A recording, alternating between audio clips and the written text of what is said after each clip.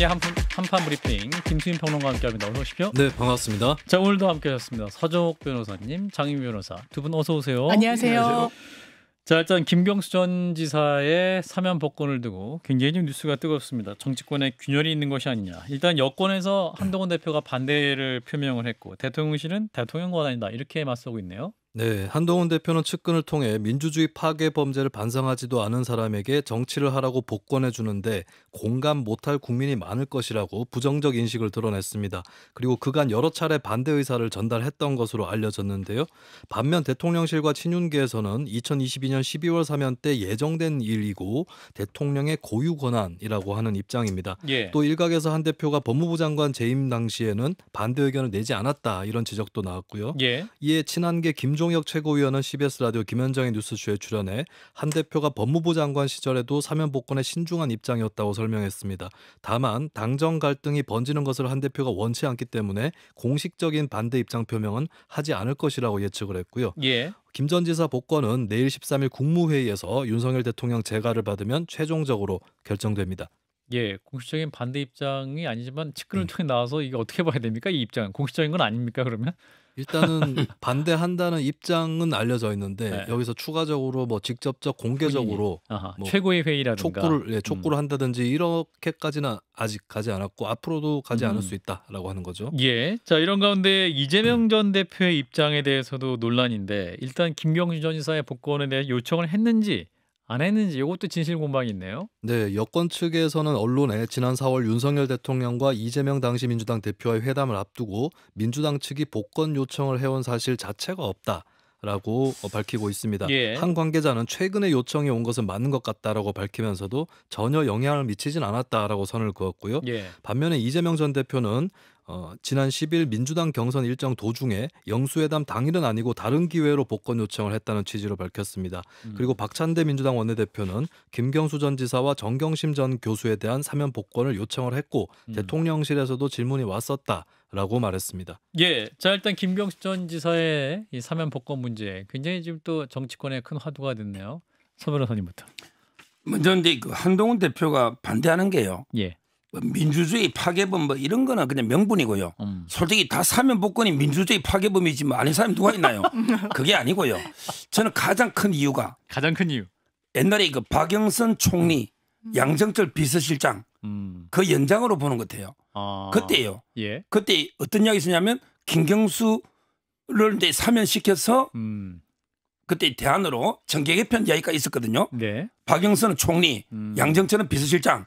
그다음에 김경수 지사독의 그 사면을 복권을 시켜야 된다.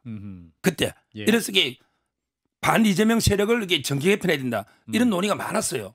실제 그게 없는 이야기가 아니었어요. 예. 아마 그 연장선상에서 혹시 이게 윤 대통령이 그런 게 큰 꿈으로 김경수를 복권하는 게 아닌가? 오히려 이제 한동훈 대표를 견제하고 정계 개편까지 염두에 둔 게 아닌가? 이런 이게 좀 이게 인식이 있는 것 같아요. 한동훈 대표가 그런 인식을 하고 있을까요? 한동훈 대표 측의 측근들이 캠프들이 다. 제가 이제 뭐 그런 이야기를 많이 해요. 그 핵심 참모들은 한동훈 대표는 아직 정면으로 입장 밝힌 적은 없고 참모들이 이제 유튜브나 방송을 보면 예. 계속 박영선, 양정철 이야기를 하고요. 예. 그때 김경수 복권을 양정철 비서실장이 조건을 걸었다. 이런 이야기가 있었거든요. 예. 그렇게 보니까 이렇게 반대하지. 그냥 민주주의 파괴범 하나 사면한다고 이렇게 대통령하고 척지면서 반대할 이유는 없잖아요. 그러니까 저는 그런 이제 깊은 옛날부터 그런 게 트라우마가 있는 게 아닌가 이렇게 봅니다. 정계 개편의 전조를 느끼고 한동훈 대표가 얘기를 딱 반대를 했다. 예. 예. 장 변호사님. 만약 그렇다면 민주당의 분위기를 다소 오독하고 있는 것 같다라는 생각은 드는데 김경수 전 지사 굉장히 저는 좋은 정치인이라고 생각합니다. 예전에 이제 강연하는 것도 읽어본 적이 있는데 이제 책자로 된 거. 어쨌든 미래 비전을 상당히 많이 학습하고 본인이 나아갈 방향성에 대해서 내재화된 그런 정치인이구나 이런 인상을 받았어요. 다만 정치력과 관련해서 민주당의 정계 개편의 발화점이 본인을 중심으로 될 정도로 뭐 박영선, 양정철 그 두 카드가 같이 유효하게 기능하더라도 상당히 어려울 거라고 보이는 부분이 있고요. 저는 한동훈 대표가 아마 보수의 기류랄까요? 이런 부분을 의식한 부분도 있는 것 같습니다. 상당히 분위기가 안 좋다라는 거죠. 이 보수 그리고 국민의힘 지지자들은 이거는 민주주의 파괴범이다. 그러니까 그걸 좀 대리하는 성격이 있었던 거예요. 근데 앞뒤가 맞지 않죠. 김재현 최고위원이 이야기했듯이 본인이 법무장관일 때 사면해줬거든요. 뭐 해줬다는 건 표는 그렇지만 본인이 법무부 장관일 때 이뤄졌습니다. 그리고 민주주의 파괴범 얘기하는데 지금 같이 사면 복권되는 인사들 원세훈 전 국정원장 대표적이에요. 민주주의 파괴범이죠. 더 심하면 심하다고 저는 생각합니다. 네. 그런데 거긴 쏙 빼고 이렇게 이야기하는 건 정치적인 의도는 분명히 있어 보이는데 아마 대선 가도에 변수가 생기는 걸 굉장히 꺼려는 부분도 있는 것 같아요. 1대1 구도로 갔을 때 내가 승산이 있을 거다. 이때 1대1 구도는 이재명 한동훈, 한동훈 이재명이라는 그 공식이 머릿속에 있었는데 이게 흔들리는구나. 대통령이 판을 흔드는구나. 그러니까 물밑에서 계속 반대 입장 내다가 막판에는 사실 조선일보 1면에 나온 거 아닙니까? 주말에. 한동훈 핵심 관계자, 한핵관 이래서 반대한다. 이건 사실상 공식적으로 천명한 거죠. 대통령의 권한을. 그러면서 대통령이 더 안 할 수 없게 돼버렸습니다. 복권을요. 그래서 한동훈 그 대표에게는 본인의 대권 가도와 맞물린 그런 어떤 부정적 인식이 있었을 거다 이렇게 생각됩니다. 지금 이게 그 장 변호사님 말씀이 전적으로 맞는 게 또 예. 이제 그 캠프에서 뭐라고 이제 설명하냐면 예. 이재명 대표보다 이 김경수가 더 위협적일 수 있다. 아 대선 상대로 한동훈 예. 후보에게 대표에게 왜냐하면 어차피 사법 리스크로 이제 이재명 대표는 흔들흔들할 텐데 예. 김경수 지사는 이제 그 중도층까지 좀 확장할 수 있는 잠재력이 있다. 이렇게 보는 또 시각이 또 있어요. 그 한동훈 캠프. 그러면 이게 본인한테는 불리하잖아요. 또 하나 더 시각이요. 옛날에 총선에 진 게 지민 비조 때문이다. 이 말은 이게 조국 대표가 이제 중도로 확장하면서 오히려 이재명 대표 1대1로 붙었으면 총선도 유리했는데 솔직히 조국당 때문에 총선에 전면도 있거든요. 실제 투표를 안 가려다가 비례 조국당 찍으려고 간 사람도 있어요. 그러니까 이번에 지민 비조할 때 그 조국 역할을 김경수가 할 수 있다. 오히려 김경수 대표가 활동하면 오히려 중도층까지 오면 이재명 대표하고 시너지가 되면 한동훈 대표 입장에서 차기 대선에서 불리할 수 있다. 이런 게 정치적 계산이 있는 거죠. 바로 그런 이야기하고 일맥상통하는 겁니다. 그렇군요. 근데 아직 대선 3년 남았는데 너무 들게 대선 얘기하는데 우리 김수민 평론가 어떻게 보십니까? 우리 서 변호사님은 정계 개편 시나리오까지 얘기하셨는데 그죠? 너무 많이 나간 얘기일 수 있을 것 같긴 한데 지금 특히 주목받는 이 대응에 관련해서 주목받는 사람이 이재명 전 대표, 한동훈 대표 두 사람이고 두 사람에 대해서 어떤 이런 분석이 제기되는 이유는 김경수 전 지사 등장으로 두 사람이 흔들릴 수 있다라고 하는 부분인데 저는 결국에 중요한 거는 그 당사자의 마음가짐. 김경수 전 지사의 마음. 아니요. 한동훈 대표와 이재명 대표. 왜냐하면 그 두 사람은 어쨌든 간에 다른 주자들이 아직까지는 범접할 수 없는 지지율을 갖고 있거든요. 그러면 사실 여러 가지 경우의 수에 대해서도 대응할 수 있어야 되고 본인 지지율과 이런 것들을 어느 정도 믿고 여유와 평정심을 갖고 가느냐 아니면 과민하거나 조바심을 내거나 이 두 가지 사이에 결국에는 본인에게 달려있는 문제다. 이렇게 보여지고 뭐 여러 가지 공학적으로 예측을 해봐도 김 전 지사가 쉽게 이 두 사람의 투톱 대선 주자를 흔들지는 못할 것이다라고 충분히 예측을 또 할 수 있거든요. 그렇죠. 그럼 거기에 따라서 이제 본인들이 할 수 있는 일을 할 것이냐 아니면은 좀 여러 가지로 속으로 흔들릴 것이냐 이 문제에서 이제 어떤 정치적 자질 이것이 또 나올 거라고 봅니다. 전 뭐 대선 주자로서의 파괴력은 둘째치고 지금 이렇게 이제 한동훈 대표가 입장을 핵심 관계자 통해서 밝혔기 때문에 용산 반응은 어때요? 용산 반응은 이제 뭐 당연히 불쾌하지 않겠습니까? 이거야말로 이게 진짜 대통령이 고유한 권한 중에도 고유한 권한이잖아요. 고유한 권한 중에 고유한 권한. 오히려 이제 뭐 전제 군주제의 유산이라 할 정도로 대통령이 모든 정치적 고려해서 하는 거 아닙니까? 그러니까 3심에서 끝난 대법원의 판단을 죄 없어 이렇게 해주는 거 아니에요? 그러니까요.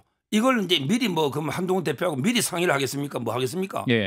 다만 이제 좀 불쾌한 거는 상의도 없을 뿐더러 휴가 가기 전까지는 아예 이런 논의가 없었고 처음에 물 건너가는 것처럼 보도도 아마 됐을 겁니다. 맞아요. 근데 갑자기 되니까 뭔가 이게 또 보이지 않는 비선 조직 뭐 틈만 하면 또 혹시 김건희 여사 뭐 비선 조직 청와대 여기서 움직인 게 아닌가 이런 이제 의혹을 가지고 있는 거죠. 한동훈 측에서. 그러니까 이제 그 상당히 강하게 지금 어떻게 보면 강하게 반발하는 거예요. 그런데 대통령실에서는 기분 좋을 리가 없다. 불쾌하죠. 내일 그러면 고유권이니까.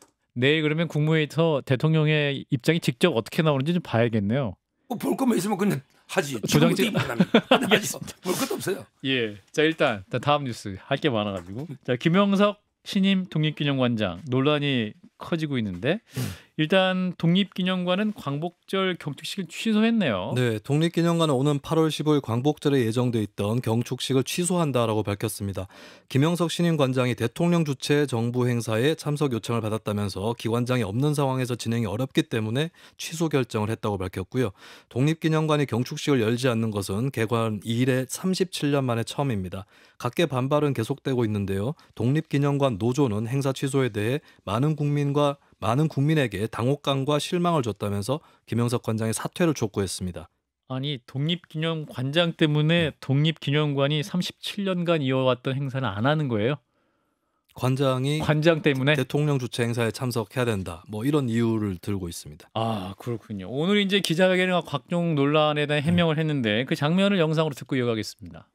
잘못되었다면 학문적으로 지적을 하고 공개적인 토론을 하면 될 것인데 마치 중세교회가 지동설을 주장하는 갈릴레오를 종교재판에서 화형에 처한 것처럼 여론몰이를 통해 마녀 사냥하듯이 인민재판을 벌이고 있습니다. 저는 이 시간 이후에 광복 회장을 비롯한 광복회 어떤 인사들도 저에게 공개적인 토론을 해주실 것을 제안드립니다. 그래서 과연 내가 주장하는 건국론에 무엇이 잘못되었는지 그 분명한 근거를 가지고 우리 국민들 앞에 밝혀드리는 것이 바른 도리이지 엉뚱한 주장으로 국론을 분열하게 하는 것은 결코 바람직한 일이 아니라고 생각을 합니다. 네, 신임 김영석 독립기념관장의 목소리였는데 계속 전해주실까요? 네, 김영석 관장은 기자회견에서 건국 논란에 관련해서는 건국은 하루아침에 이루어지지 않았다면서 어느 한 시점에 일어난 사건이 아니라 상당한 기간에 걸쳐서 이루어진 역사적 과정이라고 밝혔습니다. 예. 1919년 상해 임시정부 수립으로 시작돼 1948년 정부 수립으로 완성됐다는 주장과 같다고 해명을 했고요. 또 저는 독립운동가를 폄훼하고 일제강점기의 식민 지배를 옹호한다는 의미로 말하는 뉴라이트가 아니라고 말했습니다. 임시정부와 김구 선생을 비방한 적도 없다고 밝혔고요. 또 백선엽 장군 논란에 관련해서는 간도 특설대에 있을 때 108차례 토벌 작전이 있었는데 조선인 대상 토벌은 없었다라는 말을 했습니다. 김 관장은 자신에 대한 비난 여론을 마녀사냥, 인민재판에 비유하면서 광복회 등에서 저에게 공개적인 토론을 제안해 주시길 바란다라고 제안을 했고 사퇴 의사는 없다고 일축했습니다. 예. 자 일단 광복절 경축식도 취소가 됐고 오늘 이제 기자회견 어떻게 보셨는지 우리 서정욱 변호사님부터. 저는 이제 웨이브를 이렇게 공개한지 이해를 못하겠어요. 웨이브요? 예, 김영석 예, 관장님을요. 관장을. 예. 제가 이제 보니까 이분이 그 학교 선생님도 하시다가 예. 주경야독에서 이제 그 박사학위를 받고요. 예. 독립운동 활동을 엄청나게 그 유적지나 책도 썼어요. 33인 중에 남강 이성훈 그다음에 그 김병조라고 있거든. 33인 중에요. 이런 게 전기도 쓰고 엄청나게 활동을 많이 하신 분이에요. 예. 저는 도저히 납득이 안 되는 게 48년에 뭐 건국 이야기 이것 때문에 이러는 것 같아요. 이게 이렇게까지 역사 우리 싸워야 될 문제입니까? 이거 팩트의 문제 아닙니까? 우리나라가 이제 그 일제 때 병합됐을 때 그 해외에서 상해 임시정부를 만들었고 그 정부. 예. 그다음에 45년에 해방 독립이 됐고. 예. 그다음에 48년에 헌법 만들면서 이제 그때 대한민국이 그때 이제 출범이 된 거예요. 그래서 48년을 건국이라고 보는 분도 많이 있고 또 이제 일부 진보에서는 1919년이 국가다 이런 견해 대립이 있는 거예요. 예. 그런데 저는 윤석열 대통령이 20대 대통령이잖아. 임시정부의 박은식 대통령, 이승만 이건 아니잖아요. 따라서 이걸 가지고 이렇게 사퇴해라? 이거 좀 너무 가혹한 그거 토론을 하자잖아요. 따라서 저는 이종찬 광복회장님이 예. 그 아들이 이철우 교수 윤석열 대통령하고 초등학교 친구잖아요. 예. 사석에서 아버님이라 불러요. 근데 이걸 가지고 이렇게 반발하면서 행사도 안 가겠다. 이렇게까지 하니 이게 왜 이런지 저는 모르겠어요. 새삼스럽게 이거 MB 때부터요. 오래 있은 논쟁이에요. 별 실익도 없는 논쟁이에요. 네, 새삼스러운 얘기를 해주십시오. 장 변호사님. 48년 건국의 이야기를 해서 그런 게 아닌 것 같습니다. 이 김형석이라는 사람은요. 예. 45년 8월 15일에 대한민국이 광복한 게 아니라고 이야기를 합니다. 그 전에는 대한민국 국민이란 개념도 없었다라는 취지로 이야기한 걸로 알려져 있죠. 예. 그리고 신민이란 표현을 쓰면서 그래서 많은 사람들이 45년도 8월 15일을 광복으로 잘못 알고 있다라고 합니다. 저는 이종찬 광복회장 대통령 대통령이 사석에서 아버님이라고 부르는 분이 이렇게까지 이야기하죠. 이 정부에 밀정이 있는 것 같다. 친구, 뭐 거의 50년 지기 아니겠습니까? 이철우 연대 법전원 교수가 이렇게 이야기하죠. 정확하게 이 정부의 역사관이 무엇인지 밝히라고 이야기를 하죠. 왜 이런 논란의 인물을 모르겠습니다. 다른 공직 직책도 아니고 독립기념관의 관장으로 지명을 한다? 대통령의 역사관 과연 어떤지 국민들이 묻는 겁니다. 이런 논란을 왜 자초하는 거죠? 그 보수의 어떤 분열까지 가져오면서 정말 이해할 수 없습니다. 예, 8월 15일이 지금 한 3일 남았는데 네. 예, 지금 또 다음 쇼트오버가 있어서 일단 여기까지 하고 자, 일본 열도의 대지진 가능성 때문에 지금 불안감이 커지고 있는데 방제용품도 지금 관심도가 높아진다면서요, 일본 내에서? 네, 지난 8월 8일 규슈 남부의 미야자키현에서 규모 7.1 지진이 일어났습니다. 일본 예. 정부는 난카이 해곡 지진 임시정보를 발표했고요.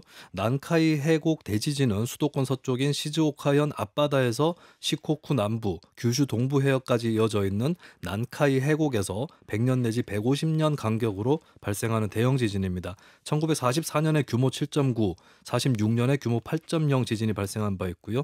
현재 일본 사회에서는 방제용품 판매량이 급증하고 있습니다. 특히 많이 팔린 것은 물, 가구를 고정하는 도구, 수도를 사용할 수 없을 때 사용하는 간이 화장실 용품 등이고요. 예. 현재 일본 기상청은 지각 뒤틀림을 관측하는 지점 3곳에서 특별한 이상은 발견되지 않았다라고 발표를 했습니다. 향후에도 큰 변화가 없으면 8월 15일 임시정보를 해제할 방침입니다. 예, 그럼 여기서 지진 전문가를 연결을 해서 이 난카이 대지진 주의보까지 내려진 상황인데 그 가능성 어느 정도인지 어떻게 이해할지 짚어보도록 하겠습니다. 김영석 부경대 지구환경 시스템과학부 교수를 연결합니다.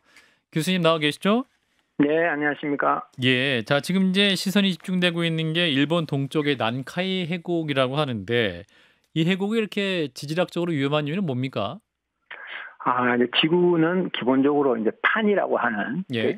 지구의 껍질을 갖고 있어요. 예. 판 껍질처럼. 그래서 개등 것들이 둘러싸여져서 서로 부딪히기도 하고 비껴가기도 하고 또 이제 섭입이라고 땅 속으로 들어가기도 합니다. 예. 근데 일본은 세 개의 판이 만나는 위치에 있어요. 경계 부분에. 그래서 예. 태평양 판이라는 게 있고 필리핀 판이라는 게 있고 유라시아 판이라는 게 있는데 그 태평양 판과 필리핀 판은 유라시아 판 밑으로 섭입을 하고 있어요. 아하. 근데 그런 판이 섭입하는 경계에서 보통 이제 큰 지진이 발생하는데 예.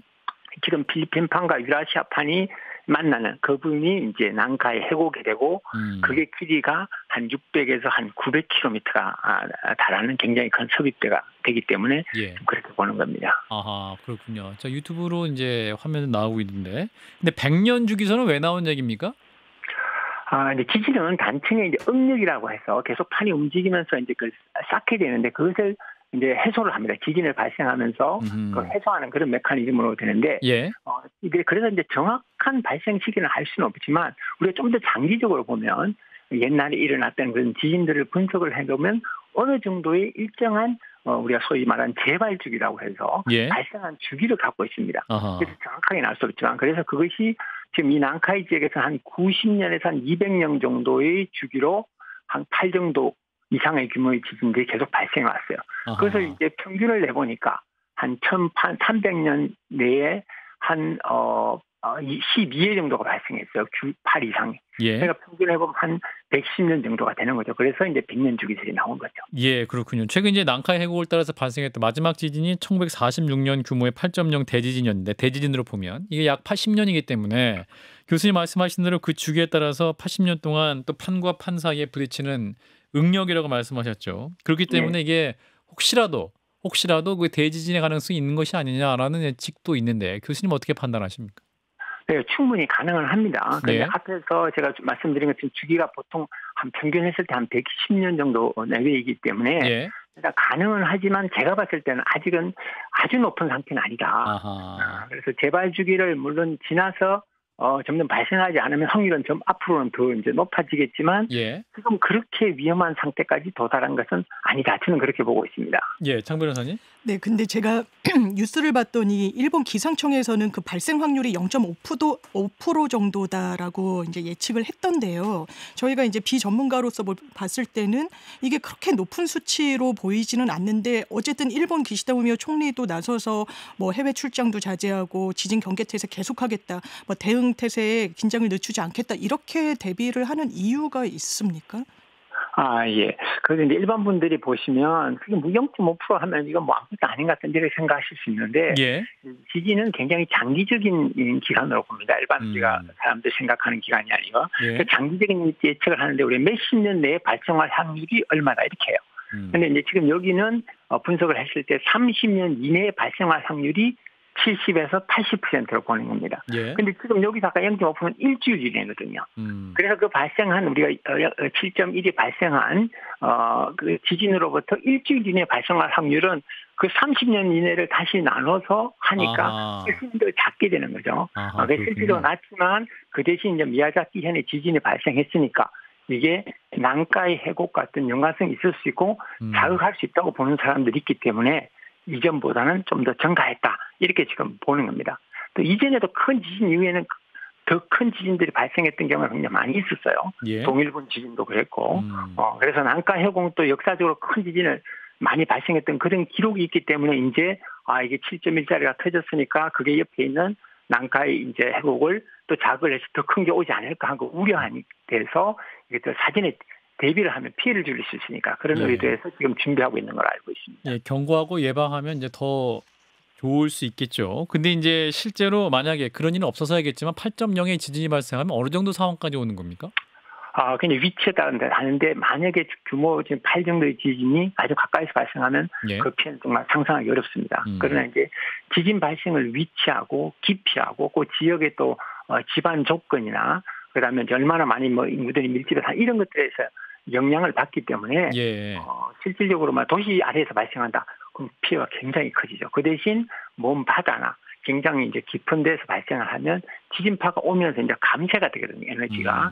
그래서 피해는 줄어들 수 있습니다. 만약에 도시에서 발생을 하면 도시가 없어질 수 있는 수준이 됩니까? 거의 그렇게 됩니다. 지금 그 옛날 있었던 고베 지진 같은 경우에도 그만큼에 도달하지 않은 7.34 이 정도밖에 안 됐었는데도 예. 고가도나 이런 것이 전 건물들이 막 굉장히 거의 완전히 파괴가 됐었습니다.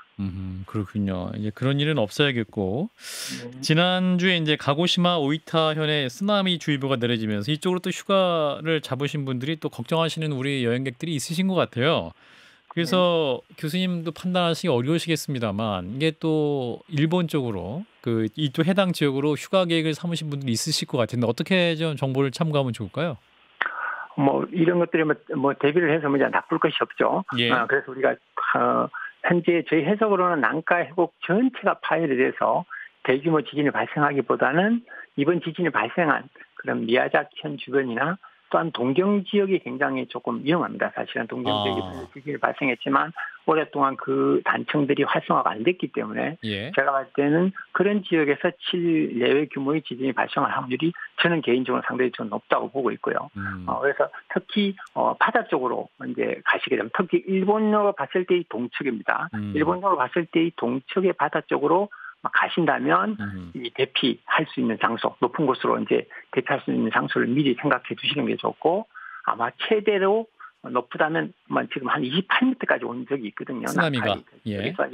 그래서 30m 정도까지 올 수 있지만 어쨌든 그런 게 이제 대비를 미리 하시고 지진이 발생한다면 바로 대피할 준비를 하시는 게 좋습니다. 절대로 구경을 하시면 안 됩니다. 이제 심각한 수준이 있을 수 있다라는 점에서 또 경고의 말씀까지 주셨습니다. 교수님 말씀 여기까지 듣겠습니다. 고맙습니다.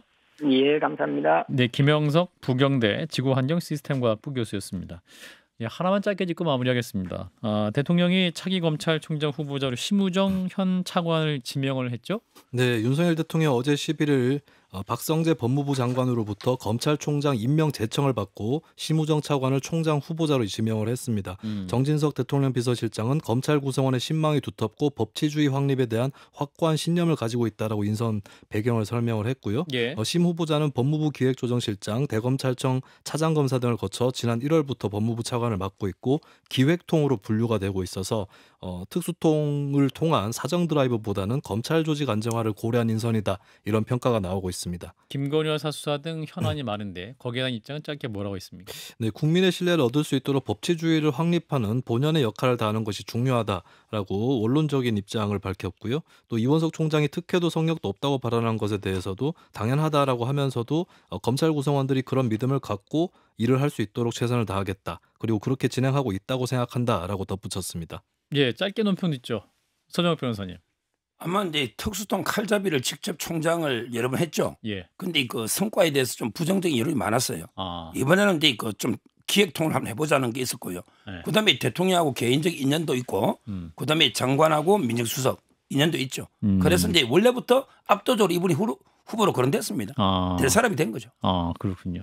민정수석과의 관계를 잘 봐야 된다는 분들이 많이 계시더라고요. 김주현 일단 수석. 맞습니다. 후배 검사로 굉장히 뭐 칭찬을 하고 능력을 높이 샀다는 건데 용산에서의 어떤 직할 체제 이런 어떤 우려를 지우기가 어렵고 그 바로미터 아니라는 걸 보여주는 건 김건희 여사 어떻게 수사하는지 여부에 달려 있을 겁니다. 예, 일단 뭐 청문회도 진행이 될 것이기 때문에 후보자 입장 무엇일지 그때 또 지켜보시죠. 자, 브리핑 여기까지 김수민 평론가, 서정욱 변호사님, 장 변호사님 세 분 고맙습니다. 감사합니다. 감사합니다.